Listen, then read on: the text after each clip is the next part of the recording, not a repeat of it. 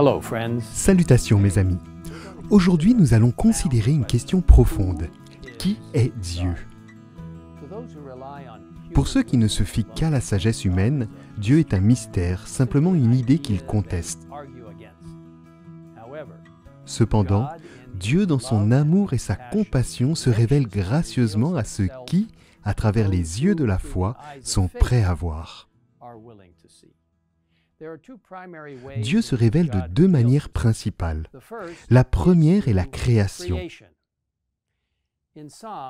Dans le psaume 19, versets 2 à 4, David déclare ce qui suit. Le ciel raconte la gloire de Dieu, et l'étendue révèle l'œuvre de ses mains. Le jour en instruit un autre jour, la nuit donne connaissance à une autre nuit. Ce n'est pas un langage, ce ne sont pas des paroles, on n'entend pas leur son.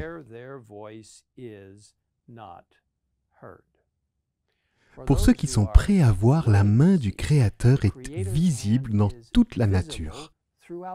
Des étoiles dans les cieux, aux créatures des profondeurs de la mer, on peut clairement voir son incroyable conception. La deuxième manière par laquelle il se révèle sont les Écritures. Et c'est dans les Écritures que la révélation suprême de Dieu se manifeste à travers la vie et la mort de Jésus-Christ. C'est par Jésus que nous pouvons connaître le Père.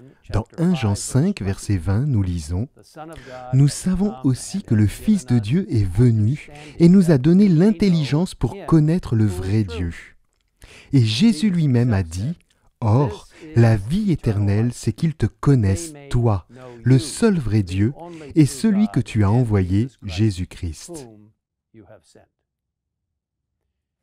Lorsque nous cherchons à connaître Dieu à partir de la Bible, nous ne pouvons pas nous placer au-dessus de lui et le traiter comme un objet à étudier, à analyser, à quantifier. Nous devons nous soumettre à l'autorité de sa propre révélation, la Bible. Et la Bible est son propre interprète puisque nous comparons les Écritures entre elles. Il est important de garder à l'esprit que la Bible ne prouve pas l'existence de Dieu, mais la présuppose comme l'indique son début. Au commencement, Dieu créa le ciel et la terre. L'une des façons dont la Bible se révèle est par les noms et les caractéristiques qu'elle y contient. Son nom est saint et redoutable, lit-on, dans Psaume 111, verset 9. Dans l'Ancien Testament, écrit en hébreu, nous trouvons de nombreux noms qui nous aident à comprendre qui il est. El et Elohim signifient Dieu et révèlent sa puissance divine. Elyon signifie Dieu et haut, et Adonai signifie Seigneur ou Maître. Le nom El Shaddai signifie Dieu est puissant. Le nom Yahweh souligne la nature autonome de Dieu et sa fidélité. Dans le Nouveau Testament, Jésus utilise le nom de Père pour amener à une relation plus étroite et plus personnelle avec Dieu. Les activités de Dieu nous donnent également un aperçu de qui il est. Dans Hébreux 1, verset 3, nous voyons qu'il soutient tout par sa parole puissante. Et dans de nombreux passages, nous le voyons comme notre Rédempteur.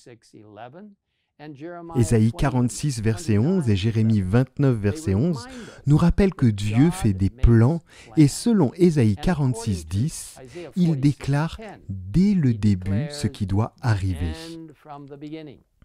Il bénit son peuple comme le révèle Deutéronome 15, verset 6. Et il est fidèle et juste pour pardonner les péchés lorsque nous les lui confessons comme promis dans 1 Jean 1, verset 9. L'un des textes les plus révélateurs des Écritures se trouve peut-être dans Exode 34, versets 6 à 10, qui dit « L'Éternel est un Dieu de grâce et de compassion, lent à la colère, riche en bonté et en vérité. Il garde son amour jusqu'à 1000 générations. Il pardonne la faute, la révolte et le péché. mais il ne traite pas le coupable pour innocent. Notre Dieu est un Dieu de miséricorde et de justice. Dieu existe par lui-même, car il a la vie en lui-même, comme nous le lisons dans Jean 5, verset 26. Il est omnipotent et omniscient, connaissant la fin dès le début, étant l'alpha et l'oméga, comme l'indique Apocalypse 1, verset 8. Dieu est omniprésent, transcendant l'espace et le temps, et pourtant il est pleinement présent partout et à tout moment, comme l'affirme Psaume 139, verset 7 et Hébreux 4, verset 13. Dieu est tout-puissant et rien n'est impossible avec lui. Il est immuable et parfait. Je suis l'Éternel, je ne change pas, déclare-t-il dans Malachie 3, verset 6. Les Écritures révèlent que, bien qu'il n'y a qu'un seul Dieu, il existe une pluralité au sein de la divinité. En fait, le deuxième point doctrinal de l'Église adventiste du 7e jour affirme « Il y a un seul Dieu, Père, Fils et Saint-Esprit. » Unité de trois personnes coéternelles. Dieu est immortel, omnipotent, omniscient, souverain et omniprésent. Il est infini et dépasse la compréhension humaine. Cependant, il peut être connu au travers de sa révélation. Il est pour toujours digne d'être invoqué, adoré et servi par toute la création. Examinons brièvement ce que les Écritures disent de la divinité. Dans le livre de la Genèse, nous entendons Dieu se référer à lui-même au pluriel à plusieurs reprises. Dans Genèse 1, 26, Dieu déclare « Faisons l'homme à notre image ». Dans Genèse 3, 22, il dit « Voilà que l'homme est devenu comme l'un de nous pour la connaissance du bien et du mal. » Dans Genèse 11, verset 7, nous entendons Dieu dire « Allons, descendons ». Certaines références font spécifiquement référence au Saint-Esprit, comme dans le récit de la création où nous lisons dans Genèse 1, verset 2, « L'Esprit de Dieu planait au-dessus de l'eau ». Et dans Ésaïe 48, 16, nous voyons les trois personnes de la divinité où nous lisons « Et maintenant, le Seigneur, l'Éternel, le Père, m'a envoyé moi, le Fils, avec son Esprit, le Saint-Esprit. » L'incarnation de Jésus est un bel exemple de la manière dont les trois personnes de la divinité travaillent en étroite collaboration. Le Père a donné son Fils, le Christ s'est donné lui-même, et l'Esprit a donné naissance à Jésus. Chaque personne de la divinité était présente lors du baptême de Jésus, le Père déclarant « Celui-ci est mon Fils bien-aimé, qui a toute mon approbation ». Le Christ se donnant au baptême pour nous servir d'exemple, et l'Esprit donnant le pouvoir à Jésus en descendant sur lui sous la forme d'une colombe. Peu avant sa mort, Jésus a promis d'envoyer le Saint-Esprit comme une aide et a ordonné à son Église de baptiser au nom du Père, du Fils et du Saint-Esprit.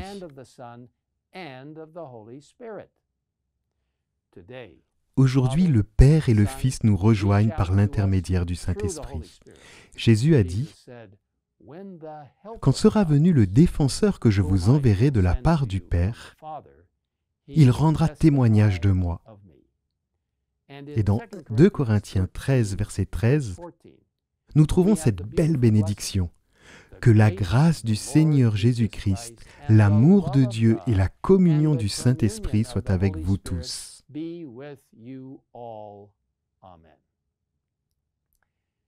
Vous savez, mes amis, l'eau est une substance intéressante. Elle peut dévaler des chutes d'eau spectaculaires, remplir des lacs et des rivières qui se jettent dans une mer puissante. Elle peut être gelée à l'état solide, se transformant en glace qui recouvre les pôles de la Terre. Elle peut être sous forme de vapeur. Qu'elle soit froide, ou chaude, 3 états, liquide, solide et gazeux. Et pourtant il s'agit d'une seule et même substance, l'eau. Peut-être que Dieu est un peu comme ça. Nous ne pouvons pas désigner tout ce qui concerne Dieu de manière absolument certaine. Mais peut-être qu'il est un peu comme ça. Un seul Dieu, et pourtant 3 personnes distinctes, avec des caractéristiques et des rôles uniques, tous travaillant ensemble pour sauver autant de personnes que possible pour l'éternité. Ellen White nous dit, « Il y a 3 personnes vivantes dans la triade céleste. Au nom de ces 3 grandes puissances, le Père, le Fils et le Saint-Esprit, ceux qui donnent leur adhésion au Christ avec une foi vivante sont baptisés.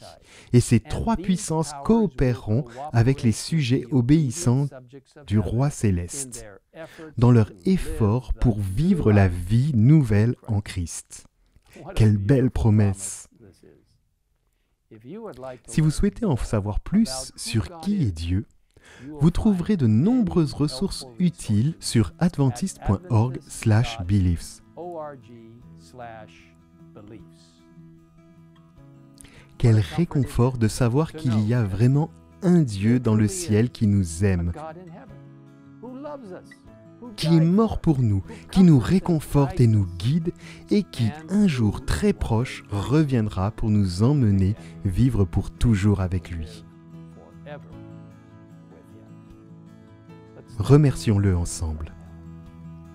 Père Céleste, merci pour la merveilleuse façon dont tu travailles si étroitement avec Jésus le Fils et le Saint-Esprit, en tant que tête divine, 3 en 1.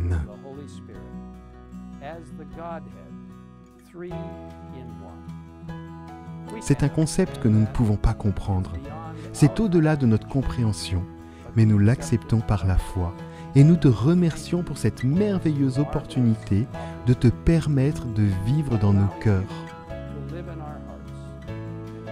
et de nous aider à partager avec d'autres la merveilleuse nouvelle que tu as créé une voie d'évasion pour chacun de nous.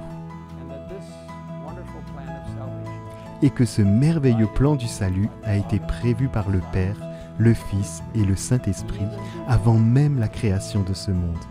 Merci d'être notre Dieu.